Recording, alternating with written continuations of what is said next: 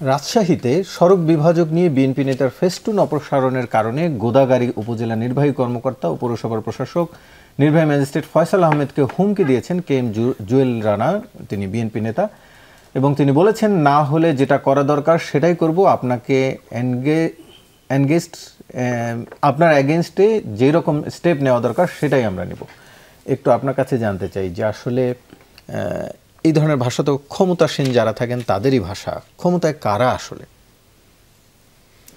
রাজশাহীর গোদাগাড়িতে এই অপসারণ নিয়ে কি এমন ঘটনা ঘটছে সেটা নিয়ে পৌর প্রশাসক বা পৌর অফিসারের সাথে কোন নেতার কি কথা হয়েছে, এটা তো খুবই, এটা তো আসলে একজন, এই জন্যই আনলাম, আপনি বললেও যে কেন্দ্রীয় নেতার, কিন্তু একজন তৃণমূলের নেতার ভাষা যদি এমন হয়, হ্যাঁ এরকম এটা ঘটেছে বাংলাদেশে, এরকম তিনি সম্ভাব্য ক্যান্ডিডেট বলে দাবি করেন। আমি বলি এরকম ঘটনা কাম্য না, কোনোভাবেই কাম্য না। সাথে এটাও তো আছে, সাংবাদিককে একজন উপদেষ্টার বাবা, তিনি শিক্ষক ছিলেন, সেটাও তো আপনি কোট করতে পারেন, যে বলেছেন যে কারা এটা করেছে আমি দেখিয়ে দিব, এর শেষ কোথায় আছে, হ্যান করেছে তেমন করেছে, এই হুমকির কথা তো আছে। সেটা একজন সাধারণ কর্মী, সে ভুল করতে পারে।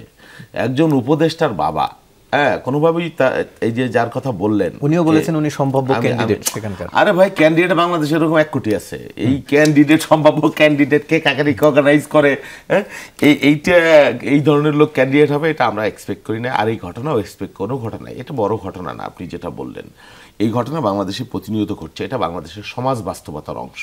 হ্যাঁ, যে যখন সুযোগ পায়, যে যখন তার উপর অধিকার বঞ্চনা হয়েছে, সেই বিষয়গুলো আসে। তার মানে আপনারা এখন সুযোগ পেয়েছেন? না, সুযোগ না, যে যেখানে যাকে বলার সুযোগ পায়, বা কেউ যদি বঞ্চিত হয় তিনিও বলেন, কার উপর যে অন্যায় করা হয় তিনিও বলেন আমি আমার সুযোগ হলে আমি দেখেন। এটা তো বাংলাদেশের চিরাচরিত সমাজ বাস্তবতার অংশ। এটা কোনো জাতীয় নিউজে কিভাবে হলো আমি জানি না, বরং উপদেষ্টার ব্যাপারটা জাতীয় নিউজ হতে পারে এই কারণে। তার এই ফোন কলটি রাজশাহীতে বেশ ভাইরাল এবং জাতীয় সংবাদ মাধ্যমেই সংবাদ হয়েছে, প্রথম আলো সহ সমকাল সহ সবগুলো জাতীয় গণমাধ্যমে সংবাদ হয়েছে। আমি বলছি কি, আমি যেটা বলছি, বাংলাদেশের টেকনাফ থেকে ততুলিয়া কোটি কোটি মানুষের দেশ, অনেক অনেক ঘটনা ঘটছে, চাঁদাবাজি, অন্যায়, অনিয়ম, প্রতিদিন খুনও হয়, অসংখ্য খুন হয়।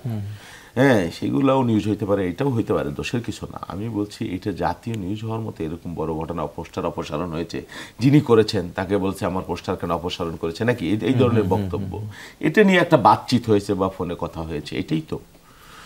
এটা তো না হলে ভালো, বা এটা যিনি বলেছেন বাড়াবাড়ি করেছেন কেনা, কথার যুদ্ধ হয়েছে, বা কেউ উগ্র হয়েছেন একটু, এই তো বক্তব্য। তো সেটা আমি এই অর্থে বলছি, এটা যেমন কাম্য না, আবার তার চাইতে বেশি কাম্য না যে একজন শিক্ষক সাংবাদিকের সাথে কিভাবে কথা বলতে হয়, তিনি আবার উপদেষ্টার বাবা, তাকে নিয়ে এত শত অভিযোগ, ওইগুলো নিউজ আসলে ভালো হয় আর কি, আলোচনা।